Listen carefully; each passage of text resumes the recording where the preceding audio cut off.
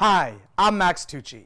I always wanted to do a show where I could introduce you to celebrities, newsmakers, and everyday people. Whichever they may be, they are all an inspiration. Today, I'm going to sit down with the gladesman, a family man, a businessman, a philanthropist, and a friend to the Everglades, Alligator Ron Bergeron. So here we are with Alligator Ron Bergeron. First of all, how did you get the name? Well, my grandfather taught me how to wrestle alligators when I was a very young boy, and which is a culture of Florida. Right. You know, 100 years ago, in every little town was an alligator wrestling team, and you know, like running with the bulls in Spain. Mm-hmm. So I guess wrestling alligators over the last 50 years, and I got in a bad accident a few years ago, and it kind of, the Alligator Ron really kicked in, I guess. And then you lost a finger, I heard. Well, I haven't seen yet, so. Well, I've lost multiple fingers. Okay. Actually, that particular accident bit one of my fingers off, put 150 stitches in my hand.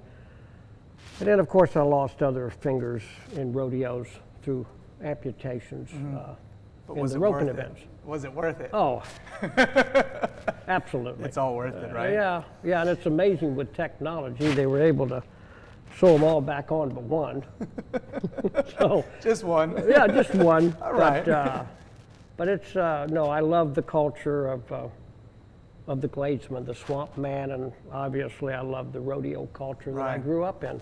Yeah, I want to talk about your childhood because you are 8 generations here in South Florida, and it's really incredible to meet someone that's from here, because they say you never meet anyone from Florida, and here we are. Yeah. How was your childhood growing up here? Because you've seen it all. So how was it to see nothing and then all of a sudden to see everything? Well, it is very, very interesting. Actually, my family entered into Florida in the middle 1800s. Great-great-grandmother, and 8 generations. And I was raised in, you know, the old Florida cracker culture. Describe cracker, because I think that word, a lot of people don't understand exactly what it means. It's got different connotations. So what does the word for you mean? You're absolutely right, because sometimes people look at you a little strange when you say cracker. To me, I'm proud to be a cracker, because a cracker to me is an old pioneer family that was raised in the cowboy culture, because the first cowboy in America originated in Florida, and he was called a cow hunter. Okay. And that's how the cracker come about, as they went into the swamps to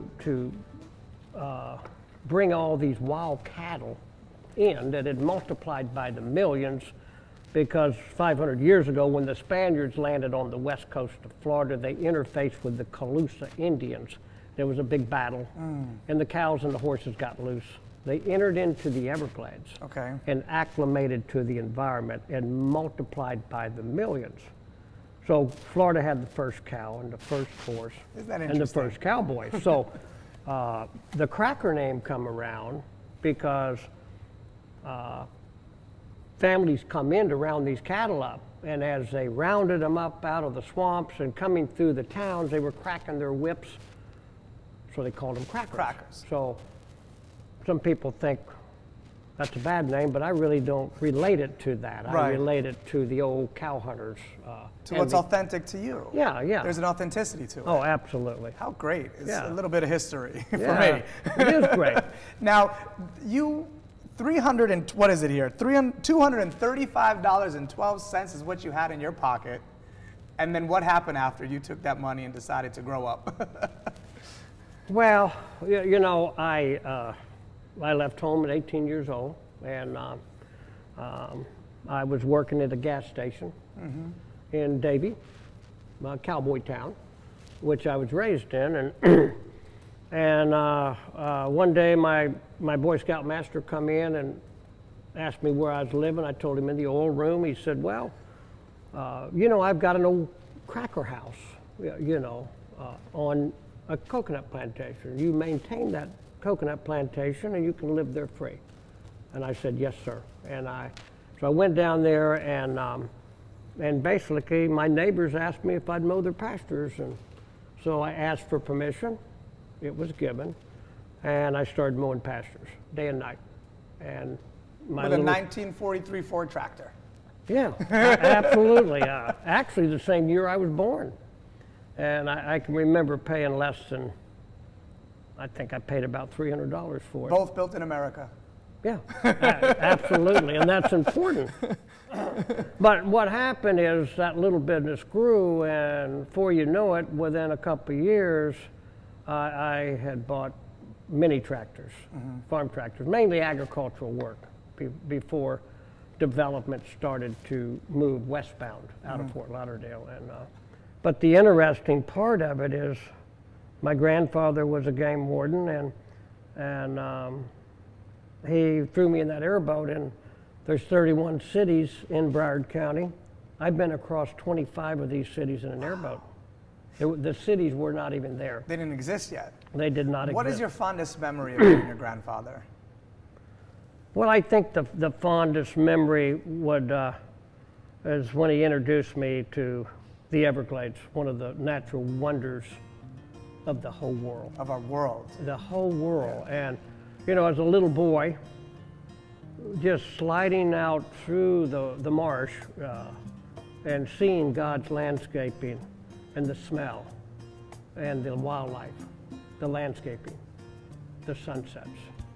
And I'll never forget it. And today I'm a commissioner appointed by the governor over the Everglades and over the whole state of Florida for wildlife and fishing. Your passion. Yeah, my passion, and I'm just so honored to be able to make a difference to save the natural resources of Florida for future generations for many years to come. Absolutely. Yeah.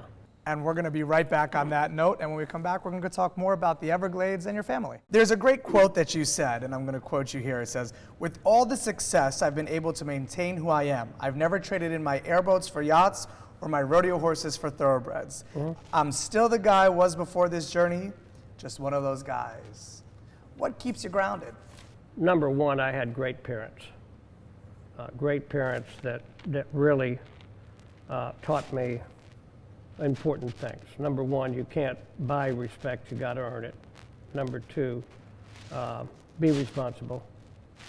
Number three, be kind, because kindness is free. And so when you have good parents and good grandparents, and there were many other mentors in my life, my old football coach that brought us to state championships in the Orange Bowl because of discipline and determination. And even a gentleman that is 95 today, his name is Mort Kalin. He was in the last regiment of the mounted cavalry that went to war on a horse. Wow. And he's 95 still today. That gave me one of my first opportunities. What was that opportunity? Well, interesting enough, he was building a city. And I read it in the newspaper. I was 22 years old. And so I went to see him. And I walked in his office and I said, "I've read in the paper, sir, you're building a city in Pembroke Lakes, 3,000 acres development, and I want to build it for you." He said, "Okay, son, how much equipment you got?" And I said, "Well, I got one bulldozer and a dump truck." That's all you need. It's a start. Well, he looked at me like, "Come on now." And what he said is, "Listen, I'm not building a driveway. I'm sorry, I can't help you." And of course, I was very depressed over that. And as I'm walking out, he recognized one of my rodeo buckles, and he said, "You're a cowboy." I said, "Yeah, I rodeo professionally, and got a ranch, horses." And we got into a conversation about him being in the last regiment of the mounted cavalry that went to war on a horse.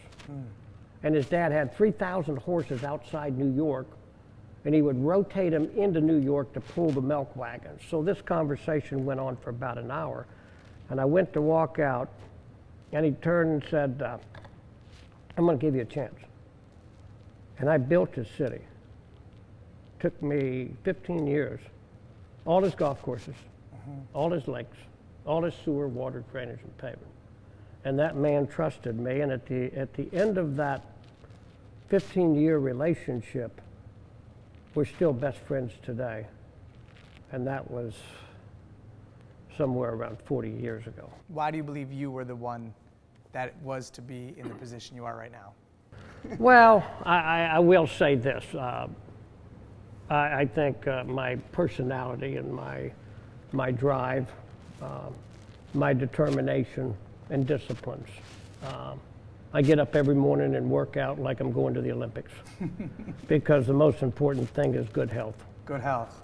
I go to work to be the best businessman with every cell in my body. And then I go home to be a good dad. And when I go to a rodeo, I go there to kick your butt. So I'm a very, I'd say, eccentric, you're very competitive. And one thing about business I will say, I believe, is learning how to do something just a little bit better than your competition. Now, you're a big advocate for the sawgrass. And a lot of people, especially in South Florida, on the east side, think of the sawgrass as just outlets and shopping, and really they don't know the culture and the necessity of why this wonder of the world exists. Again, a great quote, if we can send a man to the moon, we should be able to save one of the natural wonders of the world. Uh-huh. Really, I think this conversation is so important because you have such knowledge of the Everglades. Uh-huh. And I absolutely believe in my core that when we learn, we have to teach. Uh-huh. And since you've been a child, you've experienced a lot of this wonder of the world. Why is it so important? And what can we do as a community to keep it thriving? Because we're destroying it. Well, you're absolutely right. And a lot of the destruction of the Everglades started back in, most of it, 90% of it, not all of it, in the late 40s. And when our forefathers drew a line and said we're going to drain half the Everglades and we're going to save this half. And then they compartmentalized the system. Everglades restoration is to decompartmentalize the system and quality of water below 10 parts per billion. Okay, and those are two great things. And I truly believe that we can succeed with the largest restoration in the history of the whole world. Now, why am I so passionate about it? I would say that because I grew up in it with a grandfather that introduced me to the God's creation. You know, and I always say that if there's any heaven on earth, it's got to be what God created. What do you think the biggest misconception is that people have of you? Well, you know, it's funny when people become, let's say, extremely successful from an entrepreneur side. You know what I mean? Sometimes people look at you like, you know, first of all, how'd you do all that? And which simple to me is I work hard and I'm very disciplined. You know, because when I was 18 years old, I went into business with $200. When I'm 25, I'm a multimillionaire and I have 150 people working for me in 7 years. But I lived in a house trailer for another 15 years. Wow. And all my friends said, well, why are you living in this little house trailer? Why aren't you building a big home? And why don't you have airplanes and yachts? And I said, well, because I like my little trailer and everything goes back into my business. Because when you have no safety net and you start with nothing, you can't live above your means. And that's one thing that I think young people today need to kind of keep a grip on. So I lived in this house trailer till I was 40 years old. Wow. Actually, the house on the hill up there is the only house I've ever owned. And really, I don't think I was ever trying to succeed in this world financially, all about what it could buy me for some reason. It was like a challenge more than, now, how fast could I spend money or what can I buy myself? Mm-hmm. And what was so interesting is what I thought as I developed as an entrepreneur, risk taker. As I kept getting older, I realized more and more that success is not all about how rich you are. I mean, it's nice to be financially stable, don't get me wrong, but you better have good health, and you better have a good family and good friends and respect and relationships. And without respect and a reputation, you don't have nothing anyway. And so that comes, my reputation is more important than money. Mm-hmm. I can sure tell you that. Because if you don't have that, you don't have nothing anyway. So my advice to young people is, you know, when you start a little business, learn how to be a little bit better than your competition. Learn that. That's all it's all about. And be disciplined and live within your means. I mean, you look at this beautiful ranch here, okay? You see a pretty modest house sitting up there. Of course, got a nice saloon and wrote my own arena, but this land was, I bought out of a helicopter in the 70s. Now here we are, again in this Alligator Ron Saloon. Mm-hmm. What would Dorothy May say about this saloon? Oh, she would have loved it, because this saloon was built for a purpose. And we use this saloon, we have somewhere between 12 and 20 charity events a year on our ranch. And the saloon is like a museum of the Everglades and of the old cracker cowboy culture. And I truly believe every cowboy should have his own saloon anyway. But we get to enjoy this and share our ranch with everybody. Everybody in the community. We have one event that's one of the largest attended charities in all of Florida, where there's thousands of people out here, called the Ranch Rome, for the Boys and Girls Club. We've had the homeless. Yeah, I mean, I was reading over here, you've had so much going on with charities in general and with philanthropy and giving back, from the Boy Scouts of America to the Bergeron Rodeo grounds to the Hispanic Unity to even Jacob's Shoes and also Calvary Chapel. And you just, is giving back something that you were taught, or do you believe that as unto much is given, much is expected? No, I observed. I observed what my parents did. And my parents were not wealthy. They were hardworking people. But my mother would write a check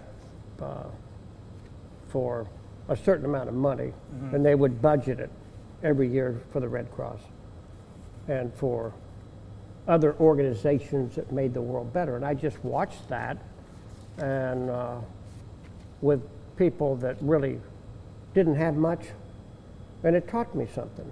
And you know, I think giving, when you're in a position to make the world better, to help the homeless, to help the poor, to help children that have no place to go, because both parents are working, I think that gives me great satisfaction. What do you want your legacy to be? The legacy, I would hope, and I tell my kids this too all the time, no matter how rich you are or how famous, you still put your pants on one leg at a time. And always be kind and always give back. And I think if I can, God give me a certain amount of time on this beautiful earth, and if I can make a difference, if I can help save the Everglades, if I can help charities that make a difference in people's lives that's not as fortunate as I am, I would like to be known as a good guy. You know, because sometimes when you get into my territory, it's interesting how people can perceive. It's all perception. Yeah. Well, yeah, you know, some degree it in most cases perception, because I'm just as normal as anybody. I love life, and I try to mind my own business. I head out Friday afternoons, and I live out there with the alligators, and I love it. Do you still ride in the rodeos? I do. I actually won a championship last year, and I'm 70 years old. How cool is that? And it's rodeo. I rodeoed for 30 years, and you know, I did quite well. I made the state finals probably a dozen times, and actually I made the circuit finals, top 12 out of 9 states 5 times. How cool. and ended up in the world finals in 1984, in the IRA World Finals, which was quite, I was very proud of myself due to the fact that I'm a businessman too. Mm-hmm. But you take life to the max. Oh, absolutely, bring it on. You know. Do you remember when you horse? bite into it, you better hang on, because You better hang on. Absolutely. Do you remember who your favorite horse was? Well, boy, I've had a lot of favorites. Probably on the heading side, because I headed for 20 years. Mm-hmm. Actually, in competing in the World Finals, I was competed for a header in the team rope, and the horse's name was Thirsty. And he's probably one of the best horses. A lot of the world champions, when they come into Florida, would want to mount up on my horses. I had some good horses. Mm-hmm. Actually, the horse I rope on today, the Heelan horse that I have, is one of the best I've ever had. His name is Chocolate. And but I love my horses, and I love the cowboy culture. And you know, all my children.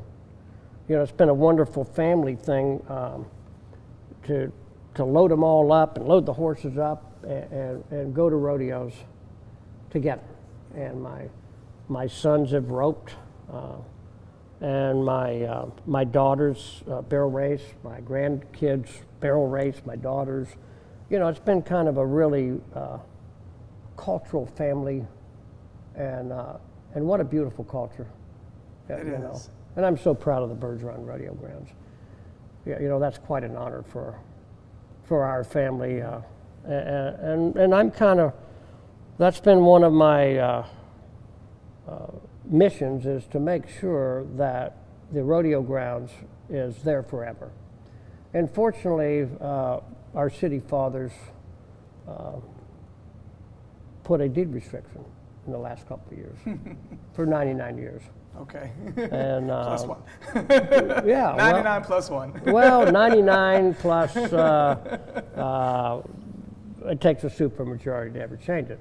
So our future in Davie, for Davie's different, and it has character. You know, our other cities are very beautiful, don't get me wrong. But Davie has a special cowboy culture. And I think we ought to be proud of that. And that's one of my commitments, is to preserve that. And you know, it's interesting, like I told you earlier, sometime when you're really, really successful, you know, it's interesting how people are just even seem a little nervous around you for some reason. But hell, we all put our pants on one leg at a time. We all put our, we're going to leave it just at that. Yeah. We all put our pants on That's one for leg at sure. a time. It's been a pleasure having you on. Oh, People. it's been an honor to be with you, and long live the cowboy, Long live the cowboy. and long live the Everglades. Okay. Long live Ron Bergeron. Yeah. Thank you so much. Oh, you're welcome. Bye.